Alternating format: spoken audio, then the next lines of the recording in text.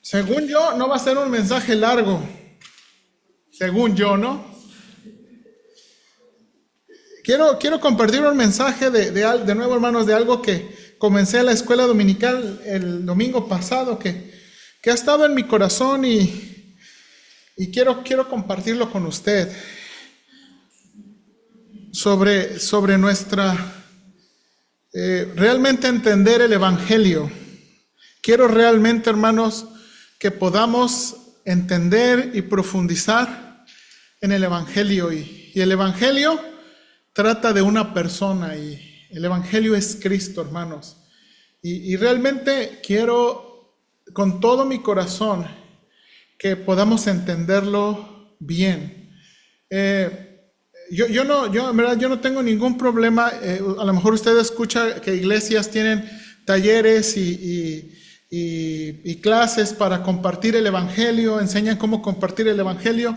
Yo no tengo ningún problema con hacer ese tipo de clases, pero creo que pudiéramos a lo mejor ahorrarnos ese tipo de clases si todos entendemos bien el Evangelio. Creo que es más fácil compartir el Evangelio si uno realmente entiende con todo su corazón el Evangelio. Y si uno realmente lo entiende, uno va a querer compartirlo. Y ese es mi deseo. Lucas 15, por favor. Voy a leer aquí. Sígame con su vista. Voy a leer y después voy a orar. Lucas 15, por favor. Dice, comienza este capítulo diciendo, se acercaban a Jesús todos los publicanos y pecadores para oírles. Y los fariseos y los escribas murmuraban diciendo, a los pecadores recibe y con ellos come. Entonces él les refirió esta parábola diciendo, ¿qué hombre de vosotros teniendo 100 ovejas, si pierde una de ellas, no deja las 99 en el desierto y va tras la que se perdió hasta encontrarla? Y cuando la encuentra, la pone sobre sus hombros gozoso. Y al llegar a casa reúne a sus amigos y vecinos diciéndole, gozaos conmigo porque he encontrado mi oveja que se había perdido. Os digo que así habrá más gozo en el cielo por un pecador que se arrepiente que por 99 justos que no necesitan de arrepentimiento. ¿O qué mujer que tiene 10 dracmas, si pierde una dracma, no enciende la lámpara y barre la casa y busca con diligencia hasta encontrarla? Y cuando la encuentra, reúne a sus amigas y vecinas diciendo, gozaos conmigo, porque he encontrado la dracma que había perdido. Así os digo que hay gozo delante de los ángeles de Dios por un pecador que se arrepiente. También dijo, un hombre tenía 2 hijos, y el menor de ellos dijo a su padre, Padre, dame la parte de los bienes que me corresponde, y le repartió los bienes.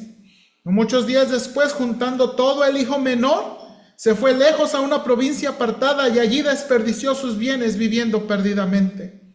Y cuando todo lo hubo malgastado, vino una gran hambre en aquella provincia y comenzó a faltarle. Y fue y se arrimó a uno de los ciudadanos de aquella tierra, el cual le envió a su hacienda para que apacentase cerdos. Y deseaba llenar su vientre de las algarrobas que comían los cerdos, pero nadie le daba.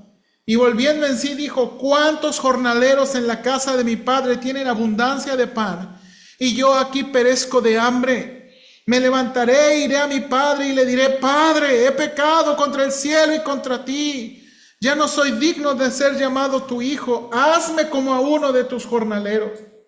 Y levantándose, vino a su padre, y cuando aún estaba lejos, lo vio su padre y fue movido a misericordia y lo corrió y se echó sobre su cuello y le besó. Y el hijo le dijo, Padre, he pecado contra el cielo y contra ti, y ya no soy digno de ser llamado tu hijo. Pero el padre dijo a sus siervos, sacad el mejor vestido y vestidle, y poned un anillo en su mano y calzado en sus pies, y traed el becerro gordo y matadlo, y comamos y hagamos fiestas, porque mi hijo muerto era y ha revivido, se había perdido y es hallado, y comenzaron a regocijarse. Y su hijo mayor estaba en el campo, y cuando vino y llegó cerca de la casa, oyó la música y las danzas. Y llamando a uno de los criados, le preguntó qué era aquello. Y él le dijo, tu hermano ha venido, y tu padre ha hecho matar el becerro gordo, por haberle recibido bueno y sano. Entonces se enojó y no quería entrar. Salió por tanto su padre y le rogaba que entrase. Mas él respondiendo dijo al padre: he aquí tantos años te sirvo, no habiendo desobedecido jamás, y nunca me has dado ni un cabrito para gozarme con mis amigos. Pero cuando vino este tu hijo, que ha consumido tus bienes con rameras, has hecho matar para él el becerro gordo. Él entonces le dijo: hijo, tú siempre estás conmigo y todas mis cosas son tuyas. Mas era necesario hacer fiesta y regocijarnos, porque tu hermano era muerto y ha revivido, se había perdido y es hallado. Vamos a orar. Señor, ayúdame en esta mañana. Yo creo que muchos de nosotros, la parábola, especialmente esta tercera del hijo pródigo, es una parábola común. Ya he hablado de ella hace tiempo aquí en la iglesia y Señor, es mi deseo volver a recordar lo que esta parábola nos enseña. Y dame la gracia para comunicar, Señor, que esta parábola realmente no hay un hijo perdido, realmente hay dos hijos perdidos y un Padre lleno de gracia y amor.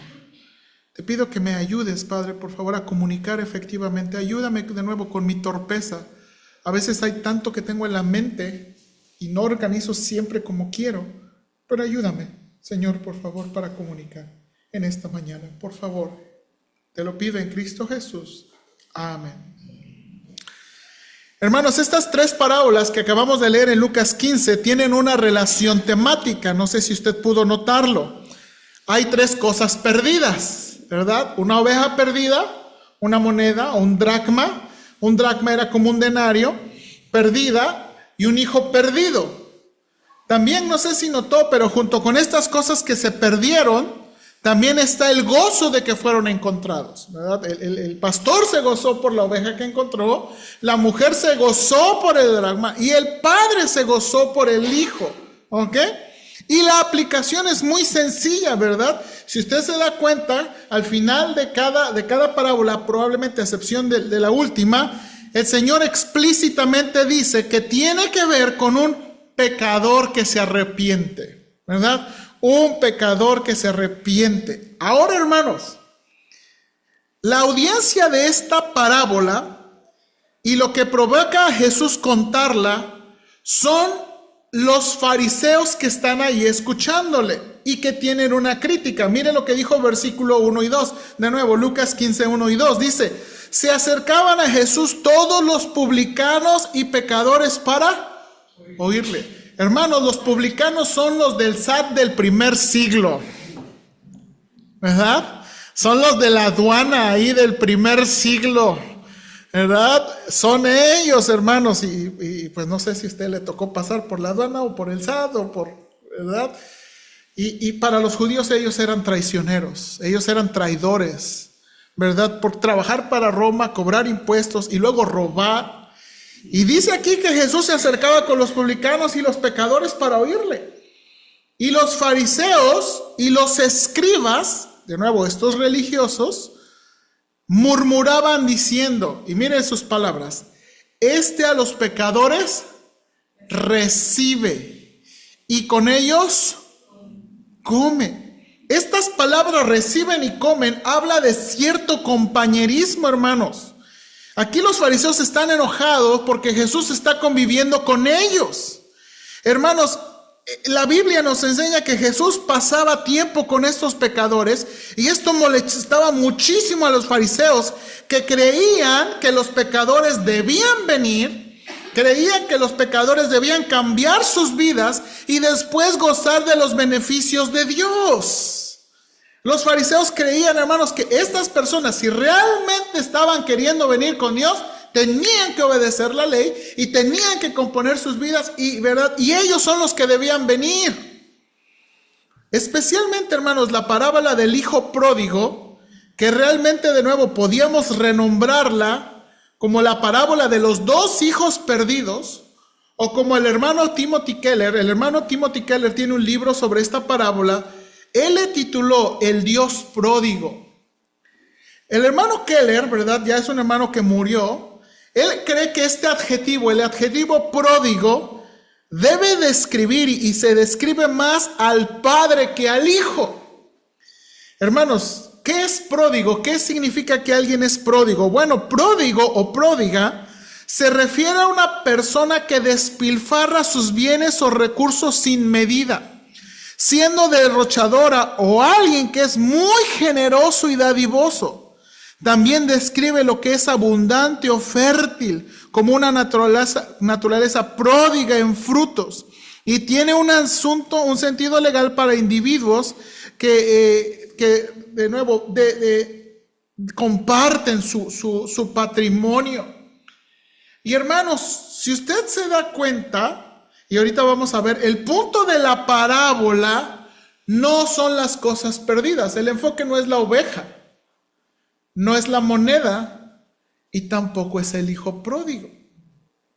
Ahora, hermanos, para mí es muy significativa esta parábola y hermanos, no es mi deseo de verdad que usted tenga un mal pensamiento. No estoy esforzándome para que usted me vea como una mala persona, porque parece que a veces me esfuerzo, ¿no? Para que piensen mal de mí, pero hermanos, pensando seriamente, y a lo mejor ¿cuántos de nosotros no nos sentimos a veces un poco decepcionados cuando Dios trata bien a los pecadores? ¿Cuántos de nosotros no queremos que Dios nos trate mejor que aquellos que no le buscan o le siguen o le sirven como nosotros? ¿Cuántos hermanos de nosotros nos sentimos a veces envidiosos o enojados al ver que Dios perdona a los pecadores sin exigirles un cambio visible? Hermanos, la realidad es que a veces hay personas que no están buscando a Dios y parece que Dios los trata muy bien. Y uno anda aquí buscando a Dios y como que pruebas y luchas y cosas, y uno dice, ¿qué pasó, Señor? ¿Qué pasó? Y hermanos, este es realmente el punto de las parábolas y es realmente el punto del libro que mencioné la semana pasada, que se titula el Cristo completo, del hermano Sinclair Ferguson. Y mi sermón de hoy tiene que ver, hermanos, con esas reflexiones que los hermanos hacen sobre esta parábola y su importante aplicación. Hermanos, de nuevo, creo que esta parábola, y es una que quiero recordar constantemente, ¿verdad? Comenzando este año, creo que esta parábola nos ayuda a recordar, y estos dos hijos representan, hermanos, dos actitudes que podemos tener en la iglesia. Una es el legalismo, que se enfoca mucho, y otra le llamamos el antinomianismo. Y ahorita voy a explicar qué es eso. Hermanos, a veces pensamos que el legalismo y el antinomianismo son cosas contrarias, pero la realidad es que son los mismos males. Y hermanos, el antídoto para una tendencia legalista y un veneno que tenemos en el corazón es Cristo. Y el antídoto, hermanos, para el antinomianismo es aquello que dicen, yo no quiero la ley de Dios, Dios ya nos ha librado, Dios ya nos ha dado victoria, Dios ya nos ha dado su espíritu, nada es por obligación.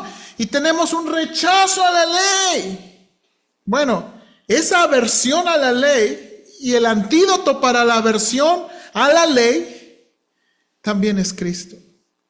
Y déjeme enseñarle por qué de nuevo es tan preciosa esta parábola. Esta parábola. El punto de las tres parábolas es la persona que busca. El punto de la parábola es la persona que busca. Es el pastor que busca a la oveja perdida. Es la mujer que busca la moneda perdida. Y es el padre que no necesariamente está buscando al hijo, pero que recibe al hijo cuando él regresa. Lo más importante de esta parábola, de esta tercera parábola, es el padre y su actitud hacia sus dos hijos. Hermanos, el hijo perdido, hay un hijo mayor y hay un hijo menor. Dice aquí, hermanos, comienza diciendo, un hombre tenía 2 hijos, y el menor de ellos dijo a su padre, Padre, dame la parte de los bienes que me corresponde. Hermanos, este hijo perdido está pidiendo al padre su herencia. Hermanos, este hijo menor ilustra la actitud de aquellos que quieren vivir libres de las reglas de su casa y de sus padres para vivir una vida como ellos quieren. Y este hijo menor está pidiéndole a su padre, dame la herencia. Ahora, hermanos, el pedir una herencia en aquel tiempo constituía una gran ofensa. No era ilegal, pero era muy ofensivo decirle, oye papá, pues yo sé que cuando tú mueras nos vas a dejar una herencia, pero no nos las puedes ir adelantando ya. Ahora, ¿para qué quería? No quería hacer eso para, mira, es que hay que ahorrarnos los impuestos y los juicios sucesorios intestamentarios, ¿verdad? No. Él quería tener su herencia para salirse de su casa y vivir como le daba la gana. Ahora, hermanos, el padre podía no acceder y entonces dejarle irle sin ningún peso. Si no quieres nada, vete de aquí. Pero el padre aquí, hermanos, si nota aquí, dice que les repartió. Y dice, les repartió, no dice, les repartió. Entonces podemos entender que repartió los bienes a sus 2 hijos. Ahora, hermanos, un comentarista sugiere que Lucas hizo un matiz en la manera, la palabra bienes, se utiliza la palabra bienes, pero cuando el hijo utiliza una palabra griega para bienes, él está hablando de la riqueza. Pero cuando dice que el padre repartió sus bienes, la palabra griega es diferente y es la palabra que da la idea de la vida. Es como si Lucas quisiera decir, el hijo estaba interesado en la riqueza y cuando el padre le reparte, el padre les está repartiendo su vida, lo que ha logrado y lo que a él le ha costado. Porque, hermanos, realmente formar una herencia cuesta una vida. Y entonces el padre le da su vida. Dice versículo 13, que no muchos días después el hijo cumplió su sueño y se alejó de su padre a una tierra apartada, hermanos. Ahora, recuerden la audiencia son los judíos y los fariseos, ¿se acuerdan que están ahí? Estos son los que están oyendo estas parábolas. Para los judíos y fariseos que están escuchando una tierra apartada, eso significaba vivir lejos de Israel. Y vivir lejos de Israel es vivir lejos de los que te estarían echando ojo. Tú eres judío, ¿y por qué andas haciendo esas cosas, ¿Tú eres judío? No, era vivir lejos apartadamente. Y dice que allí vivió perdidamente. Hermanos, este hijo menor había cumplido su sueño. Tenía una herencia, tenía dinero, ¿verdad? Y estaba disfrutando. Pero dice versículos 14 y 15 que la riqueza se terminó. Hermanos, dice el libro de Eclesiastés que cuando hay riquezas, también hay amigos que las consumen. Hermanos, ¿no esa es la historia de varias personas que conocemos? No, hermanos, cuando hay riquezas también hay amigos alrededor de nosotros. Hermanos, a mí me impresiona mucho eso. Hermanos, yo he escuchado testimonio, y bueno, no, la verdad no me acuerdo si fue en esta iglesia o en otras iglesias que he servido, pero que hermanos han dicho, cuando uno es borracho y tomador, siempre hay cooperación para eso. Pero cuando uno tiene hambre o necesita pagar un recibo, no hay dinero. Para tomar sí hay dinero y hay cooperación, pero para comer un taco no hay. Pues hermanos, a este hijo menor se le acabó su riqueza. Y dice que hubo hambre en la tierra y entonces comenzó a tener necesidad. Y hermanos, dice el versículo 15 que se arrimó, dice aquí hermanos, y se arrimó a uno de los ciudadanos de aquella tierra. Hermanos, esa palabra que tradujo aquí la Biblia, arrimó, tiene la idea de una idea fuerte de unirse y someterse. No significa nada más contratar, sino significa unirse estrechamente a otra persona con motivo de adherirse. Hermanos, la idea es como que este hombre, este hijo menor, fue sujeto a perder su identidad. Y entonces, dice aquí, no con eso, de perder su identidad, le mandó a hacer una de las tareas más humillantes para los judíos. Hermanos, atender los coches. Hermanos, los judíos no comían cerdos, y menos andaban entre cerdos. Y este hijo menor tiene que hacer una de las tareas más humillantes.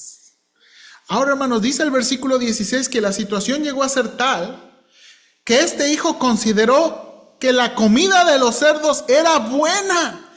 Hermanos, las algarrobas son una especie de guaje que crece en el desierto. Si usted lo ve, a mí no se me antoja. Yo busqué una foto y dije, pues a ver cómo son. No, hermanos, son como un tipo de guaje que crece en el desierto. Pues este hombre llegó a estar en tanta necesidad que las algarrobas que les daba a los cerdos, hermanos, le parecían buenas para comer. Hermanos, se le antojaba. Y luego dice al final del versículo, y nadie le daba. Ahora, hermanos, eso significa que nadie se dio cuenta de su desesperación y su necesidad de comida y de lo bajo que había llegado. Había llegado muy bajo. Ahora, hermanos, nada más como reflexión, había llegado muy bajo porque él quiso. Esto no fue la casualidad, esto fue la causalidad. Él mismo fue la causa de llegar ahí. Y entonces, hermanos, dice esta parábola que él vuelve en sí. Hermanos, estas palabras son las palabras que se utilizan en otros pasajes del Nuevo Testamento y el Antiguo Testamento, en griego, para el arrepentimiento. Ahora, hermanos, ¿qué fue el pensamiento que vino a la mente de este hijo menor? No pensó en el cinto del padre. No pensó, hermanos, en los regaños del padre. Él pensó, en la casa de mi padre hay abundancia de pan. En la casa de mi padre hay abundancia de pan. Y entonces él dice, voy a regresar. Va a admitir su pecado delante de Dios. La frase, he pecado contra el cielo y contra ti, es la manera, ¿verdad? Recuérdense que los judíos no usaban el nombre de Dios en vano, y entonces a veces usaban el cielo, ¿verdad? Y él no quería llegar y reclamar su lugar de hijo, sino quería llegar a ser un esclavo, un jornalero. Y aquí hermanos, hay un punto grande en la historia, porque este hijo vuelve en sí, piensa en la abundancia de su padre y regresa. Y entonces, hermanos, uno pensaría, bueno, y muchas veces enfocamos esta parábola en el hijo, ¿verdad? Bueno, ya agarró la onda, ya regresó. Pero a mí me impresiona mucho la actitud del padre. Dice que él viene de camino y el padre lo ve de lejos. Dice el texto, se llena de compasión y corre hacia él. Hermanos, y si yo comparo mi vida y ahora que yo tengo hijos, yo no sé si yo haría eso. A lo mejor yo sería como ese padre de, vente, aquí te espero, agacha la mirada. Pero dice que este padre se llenó de compasión. Ahora, hermanos, va y no le da una regañada. No le dice, ponte de rodillas. No, va hacia él. Deja al hijo hacer su confesión, ¿verdad? El hijo hace su confesión. Padre, he pecado contra el cielo y contra ti. Hazme como uno de tus jornaleros. Y luego el padre le interrumpe Y en lugar de decir, bueno, sí, pues ni modo, ya te acabaste todo. No, el padre le interrumpe, manda a los siervos a vestirle con el mejor vestido. Le mandan a poner un anillo. De nuevo, que eso simbolizaba, ¿verdad? De nuevo esa familiaridad. Y le manda a preparar un banquete. El padre está contento porque su hijo ha vuelto a la vida. Ha vuelto a la vida. Ahora, hermanos, de nuevo, el enfoque está en el padre, no está en el hijo. Y usted sabe, yo creo que usted sabe que el Señor Jesús está pensando, ¿quién es ese hijo menor? Ese hijo menor son los publicanos. Ese hijo menor son las prostitutas. Ese hijo menor son los pecadores que están recibiendo gracia de Dios. Pero llega el hijo mayor a la escena, hermanos, versículos 25 al 27, y escucha la música y las danzas, y pregunta por ese alboroto. Y un siervo le dice que es por causa de su hermano menor.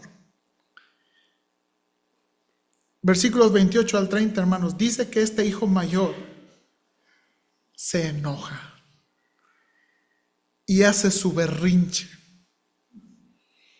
¿Por qué estoy diciendo que hace su berrinche? No entra a saludar al padre, no entra a saludar al hijo, se queda allá fuera.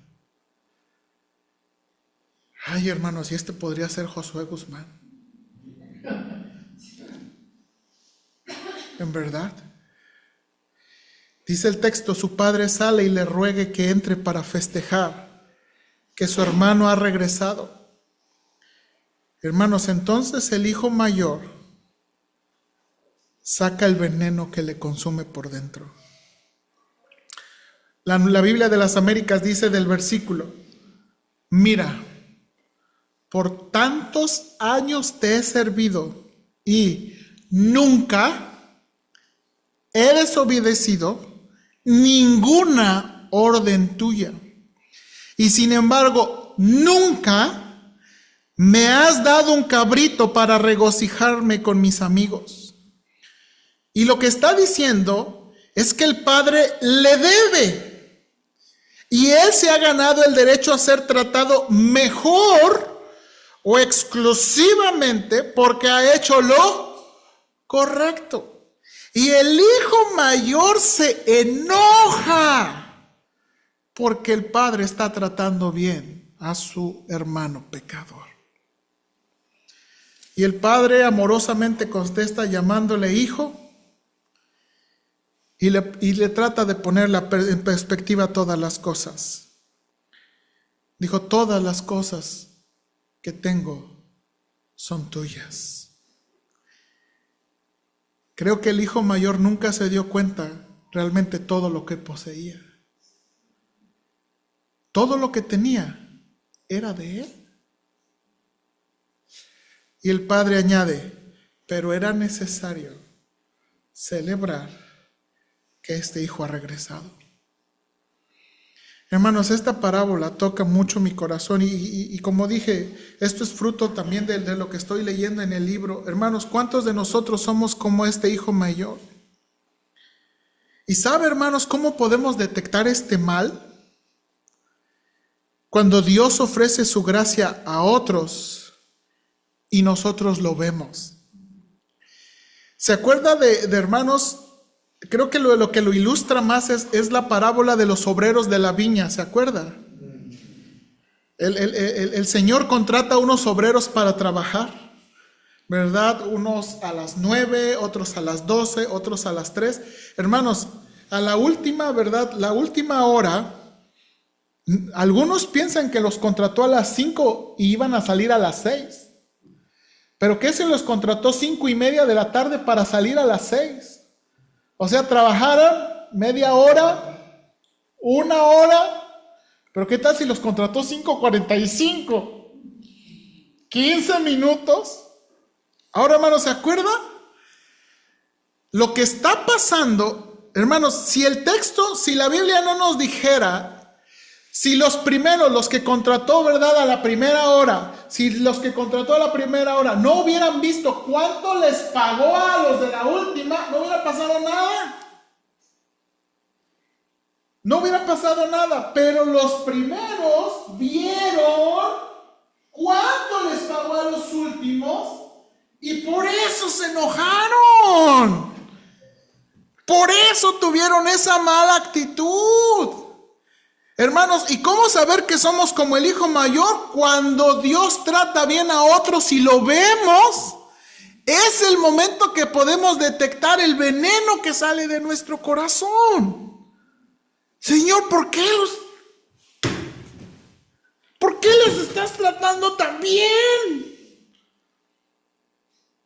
Ahora, hermanos, tengo que decir que también eso tiene que ver con nuestra perspectiva. ¿Sí o no? Tiene que ver con nuestra perspectiva. El hijo mayor, hermanos, está diciendo, mira, este hijo menor tuyo malgastó tu herencia, tus bienes en rameras.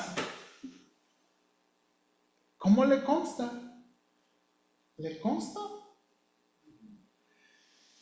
Hermanos, a veces somos como ese hijo mayor pensando que Dios está bendiciendo a los desobedientes. Hermanos, también tenemos que entender que el diablo es diablo y el diablo tiene mucho dinero y muchas riquezas. ¿Sí o no?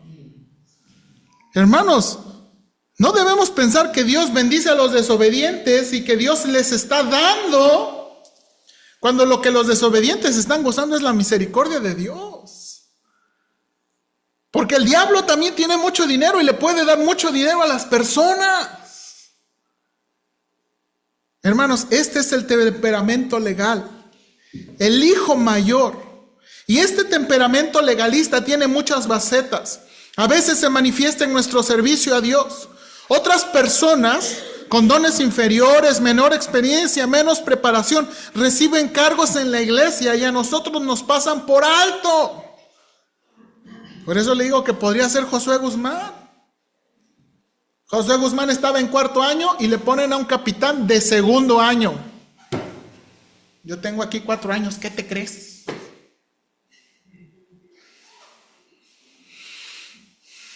Estamos molestos. Ahora, eso no nos hace legalistas, pero la realidad es que lo que nos molesta es la gracia de Dios. Pues en el fondo pensamos que la gracia siempre debería operar sobre el principio de mérito, como recompensas o al menos como reconocimiento de nuestro servicio fiel.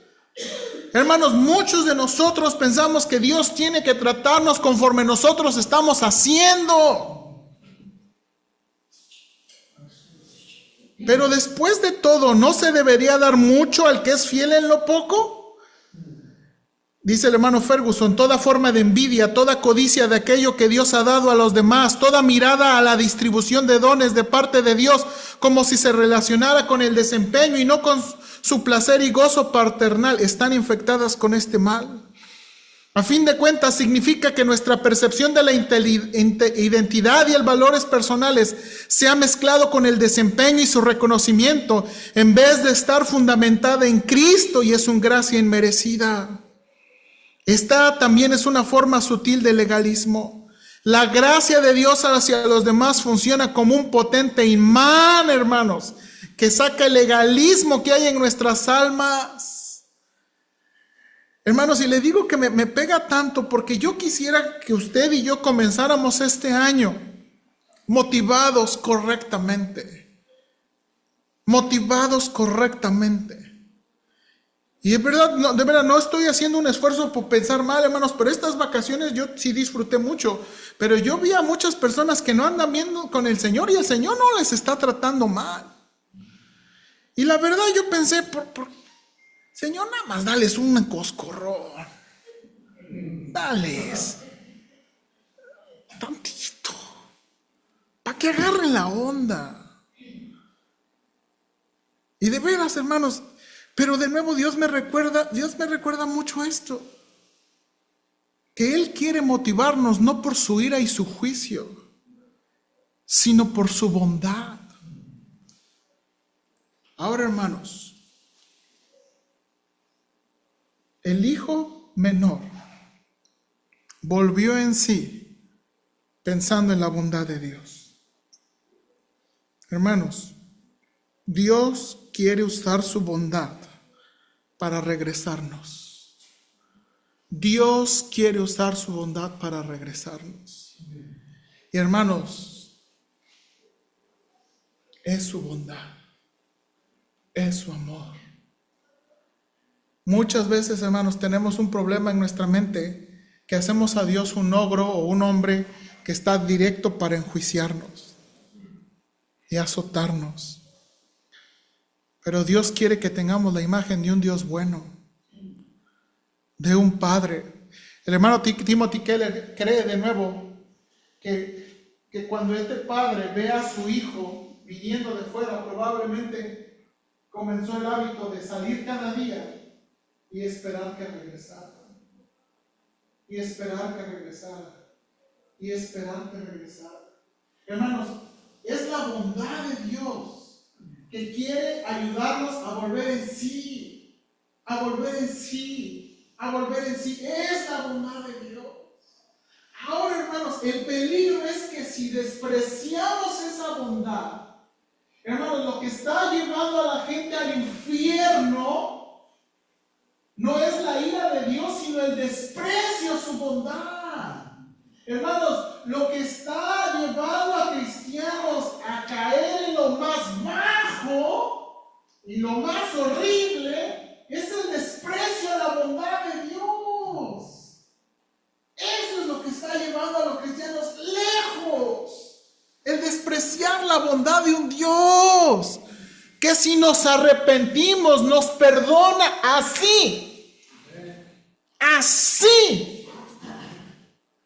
Hermanos, yo sí soy de las personas que quiero ver arrepentimiento hasta que me convenzan. A veces así a mis hijos, a ver, demuéstrame que estás arrepentido. Pero Dios, si nos arrepentimos y le pedimos perdón, así nos perdona. Así nos perdona. Ahora, hermanos, el arrepentimiento, hermanos, a veces, y aquí está la discusión, el arrepentimiento no es una obra humana, en el sentido que yo me voy a arrepentir cuando yo pueda, cuando yo vuelva. No, hermanos, eso es una obra que viene por ver al Padre amoroso. El Padre amoroso, al Jesús amoroso. Ahora, hermanos, eso es pensando en el hijo menor, pero en el hijo mayor, ¿está mal obedecer al Señor? Porque uno pensaría, ¿está mal obedecer al Señor? ¿Este hijo mayor hizo mal? El problema no fue la obediencia, el problema fue la motivación y la perspectiva. Hermanos, y si Dios me permite, quiero de nuevo continuar el siguiente domingo o después más adelante, quiero una serie de sermones, porque el problema de estos hijos fue el asunto de la ley. ¿Y cómo sé eso, hermanos? Por la audiencia. ¿Se acuerda? Fariseos y escribas los que están escuchando esto. Y una de las jactancias de los fariseos, ¿se acuerda? Era cumplir la ley. Nosotros andamos con la ley. Cumplimos la ley y estos no. Y la jactancia grande de los fariseos es que nosotros andamos línea. Hermanos, pero lo que vemos aquí es que el hijo menor tiene un problema con la ley. No le gusta. No le gusta estar en su casa. No le gustan las reglas de su padre. No le gusta la bondad de su padre. Y quiere vivir lejos. No le gusta la ley. Pero el hijo menor le encanta. ¿Por qué? Porque siente que hay cumplimiento. Porque siente que está haciendo algo. Y los dos tienen un problema con ley. El hijo menor no la quiere, la odia y quiere vivir libre. Pero el otro hijo la ama y la obedece. ¿Por qué? Porque piensa que entonces el padre, que representa a Dios, le debe. Hermanos, estos dos extremos son peligrosos. Y es el mismo asunto, el asunto es con la ley. ¿Y cuál es el remedio para ambos? La gracia de Dios en Jesucristo. Hermanos, la comprensión clara del Evangelio en la persona de Jesucristo y sus beneficios deben motivarnos a obedecerle. Hermanos, Dios quiere que entendamos que tenemos perdón en Cristo, aceptación en Cristo, y que no, hermanos, no tenemos que ganarnos su amor, ya lo tenemos en Cristo. Hermanos, y esa motivación lo cambia todo. Dios si quiere, hermanos, la Biblia tiene mandamientos específicos, tiene instrucciones específicas, pero Dios no quiere que las obedezcamos porque tenemos que, porque nos ganan, porque nos consiguen. Hermanos, usted y yo vamos a salir muy decepcionados pensando que Dios tiene que contestar nuestras oraciones, porque Señor, yo estoy leyendo mi Biblia, yo estoy llorando, yo estoy viniendo a la iglesia, yo estoy participando, Señor, tantito. Usted y yo vamos a salir muy decepcionados porque esa es la motivación incorrecta. Hermano, tenemos un Padre amoroso. Tenemos un Padre amoroso que quiere que le obedezcamos porque estamos motivados por su amor, por su compasión, por su perdón, por su gracia. Hermanos, eso es lo que... Hermanos, Dios no nos trata como merecemos. Él nos trata con tanta bondad y compasión. ¿Por qué leer la Biblia, orar? ¿Por qué asistir a la iglesia? ¿Por qué? No porque tenemos que, no porque nos consiga, sino porque lo amamos a Él. Porque lo amamos a Él. Hermanos, uno de los peligros es separar a Jesús de sus beneficios. No podemos. El antídoto, hermanos, para ser un hijo menor o un hijo mayor es Jesús. Tenemos que amarlo a Él. No, hermanos, no amar su bolsillo. No amar su ayuda. Hermanos, Dios no es una llanta de refacción. ¿Cuándo usa las llantas de refacción? Hasta que se le ponchan. Si no, ni nos damos cuenta que hay. Dios no es una llanta de refacción. Él es Dios. Él es nuestro Salvador. Él nos trata bien. Hermanos, y cada uno de nosotros necesita ese mensaje. Hermanos, yo no sé, pero si somos esos hijos menores, más vale que apreciemos la bondad y misericordia de Dios. Porque va a llegar un punto en que no va a haber tiempo para volver en sí. Aquí en la parábola, este hijo menor se arrepintió y volvió por la bondad de su padre. Pero si no se arrepiente y no vuelve, no hay más que hacer. Pero muchos hijos, de nuevo, mayores, estaban ahí en casa de su padre, con la misma actitud. Hermanos, que Dios nos ayude. Es mi deseo obedecer a Dios. Es mi deseo, hermanos, que obedezcamos al Señor. Y vamos a hablar, como dije, el próximo domingo más sobre esa motivación. Hermanos, honrar a Dios. Es mi deseo que nuestras vidas cambien. Hermanos, no podemos seguir siendo los mismos. No podemos, hermanos, el Señor viene pronto. El Señor viene pronto. No podemos, pero tenemos que estar motivados correctamente. Correctamente. Vamos a orar. Señor, ayúdanos, por favor. Danos gracia, te lo pedimos. Yo necesito mucho tu ayuda. Yo quiero, Señor, y esto yo lo veo mucho aún con mis hijos. Yo quiero que ellos obedezcan y hagan. Yo no quiero que me tengan miedo y que tengan miedo al cinto. Yo quiero en verdad que entiendan que los amo mucho y busco lo mejor para ellos. Señor, yo quiero que en la iglesia, también el domingo pasado predicaba, Señor, ese versículo que en primera de Tesalonicenses 5:14, os ruego, hermanos, que amonestéis a los indisciplinados, que alentéis a los de poco ánimo, que sostengáis a los débiles, que seas paciente para con todos. Señor, este mandamiento quiero que lo practiquemos. Creo que, Señor, que seamos valientes aquí en la iglesia para exhortar a aquellos que no están caminando con el Señor. También que seamos amorosos para alentar a aquellos que están luchando, sostener a aquellos que son débiles y ser pacientes. Y quiero que hagamos eso, Señor, con la correcta motivación. No con ese espíritu de los fariseos. Señor, yo no quiero estar decepcionado y enojado porque tú tratas bien a alguien. Yo no quiero estar enojado porque tú tienes misericordia de alguien.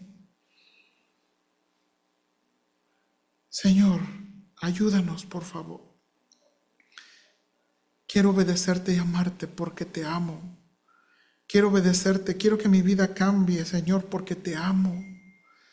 Porque en verdad te amo y por eso oraba, que ayúdanos, no nada más que eso sea algo en la mente, sino que en verdad sea en el corazón que lo sintamos. Por favor, Señor, te lo suplico. Ayuda a mis hermanos, ayúdame a mí mismo. En Cristo Jesús. Amén.